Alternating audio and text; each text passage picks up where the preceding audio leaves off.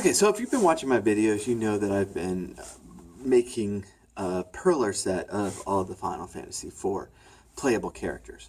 And I have now completed that. But before I put them up, and I do have a spot picked out in my office for them. But before I did that, I thought, it might be fun to recreate the plot of Final Fantasy IV using these characters for those who perhaps have not seen it.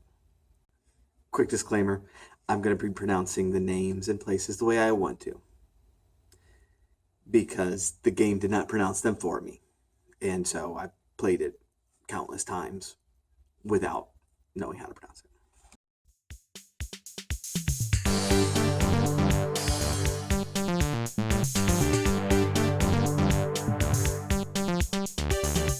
Okay, so the game starts with the Kingdom of Baron, which is really kind of a jerky place, and they have the Red Wings and like Dark Knights, and whenever you put Dark in front of a title, like an official military title, it's a pretty good chance that you're evil. So, Dark Knight Cecil, he's the hero of our story.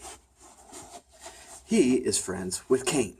Kain's a dragoon. That means he can jump high. This is how he attacks. He like jumps like that. And it's really awesome. It takes him a long time to jump, but he's very, very good. And like the company basketball games, when like the Red Wings are playing against the Engineers or something, he's always part of the team. Anyway, so they're off on a mission where they go to the town of Mysidia, and their mission is to get the crystal from the town of Mysidia. Now, the people of Mysidia, they're like wizards and stuff, and they don't want to hand it over. And Cecil's like, give me the crystal. And Kain's like, yeah, punk. I actually don't remember if Kain's in this scene. I think he was. Anyway, give me the crystal. And they're like, no. And he's like, pfft. And then he leaves. And then he's talking to Kain. He's like, man, Kain, I don't feel good about the way I kicked that old dude in the face. Kain's like, yeah, man. And so they go back home. And Kain goes to report to the king. But he's like, hey, should we really be like kicking old guys in the face for these crystals? And the king's like, you are obviously not loyal and you're a punk. I strip you of your command, because he was like the captain of the Red Wings airships. And I strip you of your command, and you're going to go on this menial mission to the village of Mist to deliver this package. And Kain at that moment walks in. And he's like, hey guys, how's it going? And the king's like, and Kain's going with you, because obviously y'all are in this together, punks. And so they head out. Now, they go through in the first level, go through the cave, and you have to fight a monster. And we're not going to go into all that because it's not dealing with the plot. But they go in, and when they reach the town of Mist, like the package opens up. It's a big bomb, magical bomb. So it blows up everything. And they're like, oh, Mom, no, this is terrible. What do we do? And then they run across Rydia. Now, Rydia is important because I made a perler of her, right? So she's like a little girl, and she's like crying over her dead mom, who they killed, and is like, well, why'd you kill my mom? And they're like, I'm sorry, we didn't mean to. And she's like, Titan attack! Because she's a caller, which means she can use summon monsters. And she's got like the summon monster, which is a Titan, and it like makes like all the mountains fall in on them. So Kain disappears. Cecil wakes up, and Rydia has like knocked herself unconscious because of this massive attack. He can't find Kain, so he takes this little girl Rydia because he feels bad about this whole thing, and he walks to the next town. Kaipo. I had to look that up. I studied. It's been a while since I played this game.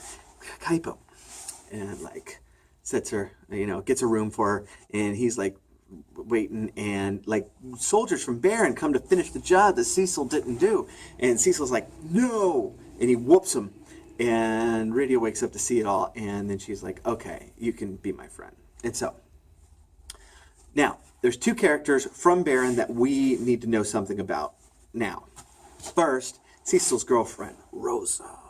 She's like this white magic user. She's pretty awesome. The other one is Sid.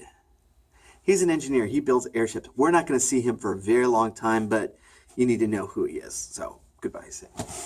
And Kaipo these two are going, and they find that Rosa has left Baron to look for Cecil, but then she has come down with desert fever, and so she's like laid out. So these two are like, well, let's save Rosa. We know that there's a cure for desert fever, and it is in Damsian, and so we just need to go check out Damsian, right? So they're going, and they have to cross these mountains. And in the middle of the mountains, they run into Tella. Now, Tella's this really awesome old dude wizard. And he like knows every single spell in the world, or at least he used to, because he's lost his memory. And so his spell book is a little spotty now, but he's still awesome. And he is also going to Damsian because his daughter, Anna, ran away with this bard. And look, I'm just going to say, as a musician myself, that if my daughter ran off with a musician, I'd follow her too, and I'd be, shooting off some black magic as well. I'm just saying, just the whole group's no good. And it wasn't any good in the Middle Ages either. And so Anna ran off with this bard, and he's tracking them to Damsian. So he goes, hey, let's all team up. Great. And then they come up to Damsian just in time to see the Red Wings just like level the place with bombs. They're like, oh no, if they run inside. When they get there, they run into Anna, who's been knocked unconscious. But from the back, here comes Edward, the bard. And Tella's like, and they start a battle. And Edward's like, no, you don't understand. I'm not bad guy. And Tella's like, and then he starts yelling insults. He goes, you spoony bard, which is actually my favorite line in the game. That's a real line from the game. You spoony bard. And then Anna jumps up in between them and forces them to stop, but then she succumbs to her wounds and dies. And Tella leaves. Leaving Edward, who is the most worthless character in the game. And I can't stand him. I like every single other character except Edward. And for one of my favorite characters to leave the party and leave you with Edward just makes me mad. So he's all weepy because his fiance just died. And we find out that Edward's not only a bard, but he's also the Prince of Damsian, which if he had mentioned earlier, maybe Tella would have, been okay with all of this. And he's like, oh, poor me. And Cecil's like, you know what? Quit your whining because my girlfriend's hurt too. And I need your help. And Edward's like, oh, okay, well, let's go get that cure. And it's the antlion has it, and you got to go fight the antlion. I didn't make a little brawl of the antlion, but the three of them, it's like worthless Edward does nothing in these two. Take on the antlion. So things we find out now is that the Red Wings are now being commanded by this man named Golbez. And he is just going around just taking all of the crystals, and we don't know why yet. But we get the cure, we head back to Kaipo, and we save Rosa. Rosa also knows some more stuff. Rosa knows that they're going after Fabul next, which is kind of obvious because there's not many crystals left. They're like taking them all. And so they're like, well, let's all head over to Fabul. And great. All right, let's go. In the mountains, they come across Yang. Yang's a karate man. Yang is awesome. Yang does these incredible kicks like this. He goes.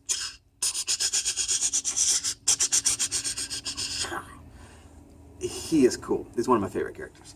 And they meet him in the mountains, and he's fighting off some stuff. And then they tell him, "Hey, the Red Wings are coming after you." And he's like, "Oh, okay, let's go." So now the party goes and try to fight off Baron, which, of course, they have trouble doing. And it's like this really cool epic battle through the castle where they just keep pushing you back, Helm's Deep style, until you're like in the crystal room. And then here comes Golbez. Now Golbez brings with him, plot twist, Cain, who's now a bad guy. And they fight. And Cain's on the other side. And so Cain is fighting with Cecil. Conflict between friends, brothers, at war against each other. Anyways, it doesn't matter. Goldblizz pretty much wipes them all out, and then he takes the crystal, and he takes Rosa with him, and they head out. Now,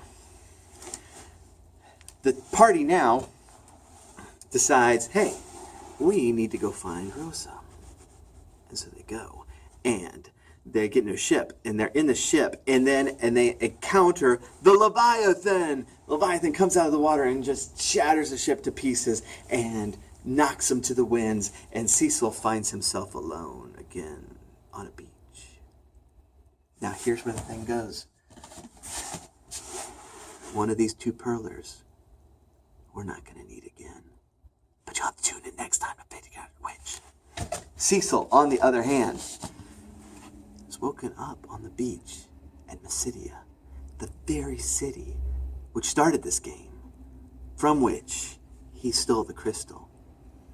But now he watches up on the beach, and he's got to go back to that very town, back to the very people he stole from, back to the very old man he kicked in the face. Now, needing help. Now, needing a way to defeat Golbez, because he's figured out no matter how strong he gets as a Dark Knight, he's not going to be strong enough. He's got to go a different way. But we'll get back to that next time.